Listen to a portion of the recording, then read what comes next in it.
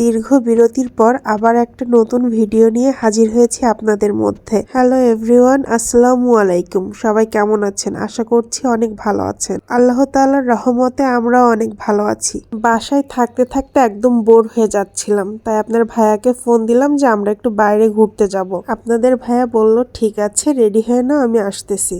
তারপর আমরা আমাদের বাসার পাশে একটা রেস্টুরেন্ট আছে পেয়ালা, সেখানে গিয়েছিলাম। এর ভিতরে ঢুকে তো আমি পুরাই অবাক, এত সুন্দর, তাই ভাবলাম আপনাদের সাথে ভিডিওটা শেয়ার করি। আসলে রেস্টুরেন্টটা কিন্তু অনেক সুন্দর।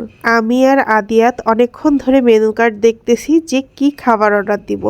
এদিকে আমার বাচ্চাটার কিন্তু অনেক ক্ষুধা লেগে গেছে, তাই সে কান্নাকাটি শুরু করছে। আদিয়াতের অনেক বেশি ক্ষুধা লাগছে, তাই তাড়াতাড়ি ওর জন্য একটা সাফ স্যান্ডউইচ অর্ডার করে দিয়েছি।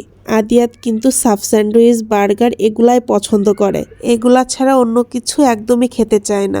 যাই হোক, আমার ছেলে কিন্তু এখন মহা খুশি, কারণ তার পছন্দের খাবার চলে এসেছে। স্যান্ডউইচটা কিন্তু দেখতে অনেক লোভনীয় ছিল আর একদমই চিকেনে ভরপুর ছিল। আর আমার জন্য অর্ডার করেছিলাম ওভেন বেক পাস্তা। এটার উপরে একদম চিজে ভরা থাকে আর এটা খেতেও কিন্তু মাশাআল্লাহ অনেক মজা। আজকে কিন্তু আপনাদের ভাইয়া নিজের জন্য কোনো কিচ্ছু অর্ডার করে নাই, কারণ সে অফিস থেকে আসার সময় নাস্তা করে আসছে, এই জন্য এখন সে কিছুই খাবে না।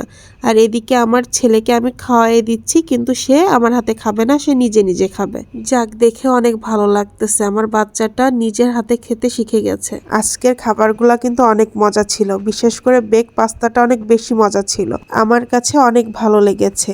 আমি নেক্সট টাইম এসে এই খাবারটা আবার ট্রাই করব। আমরা খাওয়া দাওয়া শেষ করে বের হব, এমন সময় ছেলে তার বাবার কাঁধে উঠবে। কি আর করা, ছেলে বাবার কাঁধে উঠেই রওনা হলো বাসায় যাওয়ার জন্য। আজকের ভিডিওটা এই পর্যন্ত। সবাই ভালো থাকবেন। আল্লাহ হাফেজ।